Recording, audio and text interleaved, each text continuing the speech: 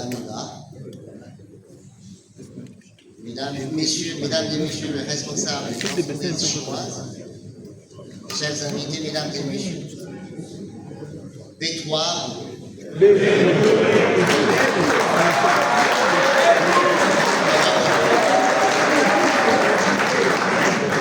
un grand plaisir de visiter Putimai, chef-lieu de la province du Kasaï oriental, et d'être parmi vous à la cérémonie d'ouverture du Forum économique sino-congolais d'investissement et coopération dans le Grand Kasaï, organisé conjointement par l'ambassade de Chine en République démocratique du Congo et l'AMIBA. Mes remerciements vont tout d'abord à la présidence, au ministère des Mines, de l'Agriculture, de l'Intérieur, de l'Industrie, à la province du Kasaï oriental ainsi que les autres provinces constitutives du Grand Kasaï et à l'AMIBA pour le grand soutien qu'ils ont accordé à la tenue de cette assise. Ensuite, les remerciements à l'Association des entreprises chinoises, à l'Union des sociétés minières à capitaux chinois et aux sociétés chinoises installées à Putimai telles que CVIC, Borli Chanda, Sassi Mesa et Crex 7 pour les efforts qu'elles ont déployés à la préparation du forum. Les remerciements vont enfin à la contribution du groupe CIMOC et de la société TFM pour leur contribution à la facilitation de notre déplacement. Sans vous, il ne serait pas possible de nous réunir ici pour dresser le bilan et surtout ouvrir de nouvelles perspectives de coopération entre la Chine et le Congo. Revêt une importance particulière pour la coopération entre la Chine et la République démocratique du Congo. Elle est marquée par l'ouverture du deuxième mandat de son Excellence M. Félix Antoine Tshisekedi Tshilombo, président de la République, chef de l'État, la mise en œuvre sur tous les fronts du consensus entre nos deux présidents de consolider notre partenariat stratégique et de coopération globale. Je suis ravi de voir que grâce au concours soutenu du gouvernement congolais, aux efforts des hommes d'affaires des deux parties et au travail diligent des employés congolais et chinois, la coopération bilatérale en termes d'échanges commerciaux et d'investissement a présenté un bilan très positif. Premièrement, les échanges commerciaux ont atteint un niveau plus élevé. En premier semestre de l'année 2024, les échanges commerciaux entre la Chine et la RDC ont dépassé 12 milliards de dollars américains, soit une augmentation de 35% par rapport à la même période de l'année dernière et représente 8,5% des échanges commerciaux entre la Chine et l'Afrique. Si on compare cette année et l'année 2000, la Chine importe 1000 fois plus en 2024 par rapport à l'an 2000. La RDC bénéficie d'une balance excédentaire de plus de 8 milliards de dollars américains pour cette année. Deuxièmement, les résultats palpables de la coopération bilatérale dans le domaine minier se sont multipliés, bien sûr grâce au soutien du ministère des Mines de la République démocratique du Congo. Et je profite de cette occasion pour remercier le journaliste.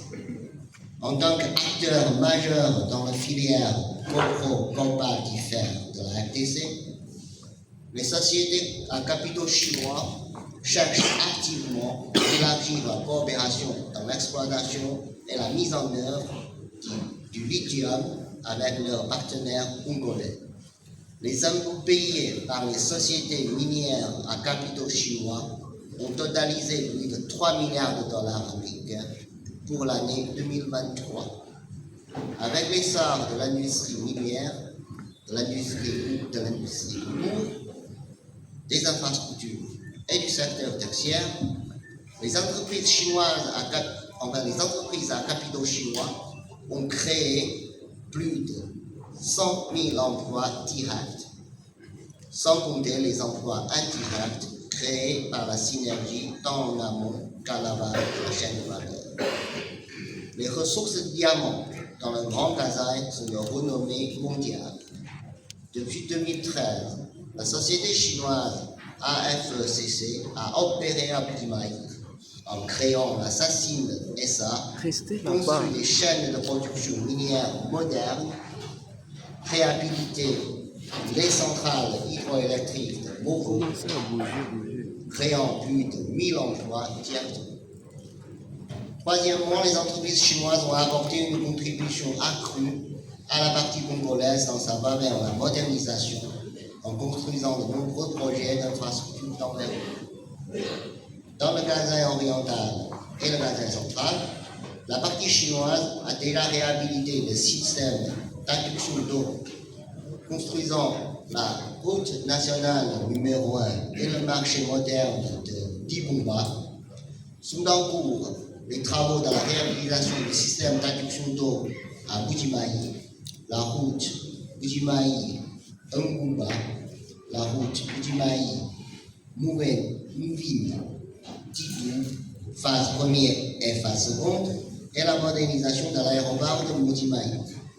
Sur la base de ces réalisations, les entreprises chinoises préparent le lancement dans un avenir proche de nouveaux projets comme la route nationale numéro 2, Bujimayi-Mbanga,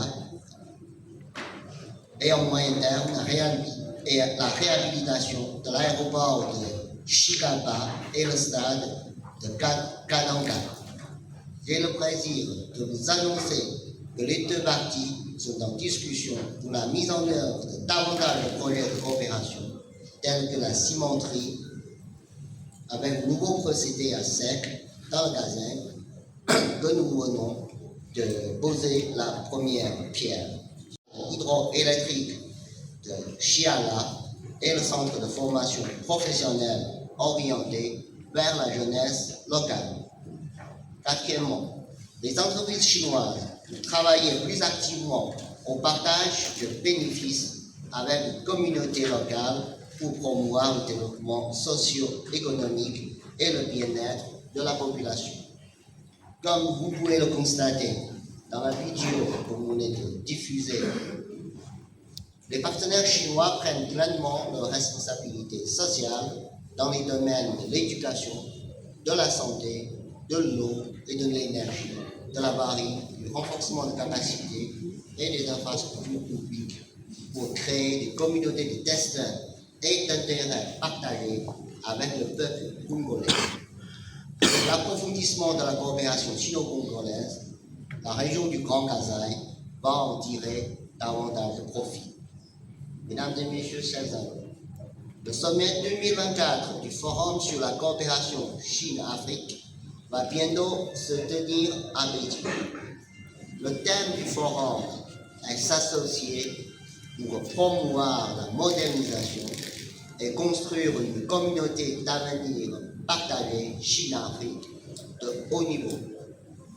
Comme l'a indiqué le président chinois Xi Jinping, l'engagement commun de la Chine et de l'Afrique à promouvoir la modernisation permettra certainement de créer un avenir plus radieux pour les peuples chinois et africains et donner l'exemple dans la construction de la communauté d'avenir partagée pour l'humanité. La Chine souhaite marcher sur cette voie vers la modernisation, la main dans la main avec l'Afrique et en particulier avec la République démocratique du Congo. La région du Grand Kasaï jouit d'un fort atout en matière de ressources naturelles et un grand potentiel de développement. Le présent forum je l'espère, fournir une plateforme d'échange et de coopération pour les hommes d'affaires de nos deux pays. Et nous espérons que les participants à ce forum puissent bien en profiter pour renforcer la confiance et la compréhension mutuelle et établir par la suite des partenariats dans le Grand Kasaï, dans les domaines de mines, de l'industrie, de l'énergie, de la logistique, des infrastructures et de l'agriculture. Que nous découvrons mieux les valeurs communes de nos deux pays à travers ce partenariat pour avancer plus résolument ensemble vers notre avenir partagé.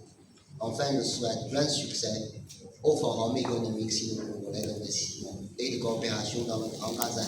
Je vous remercie.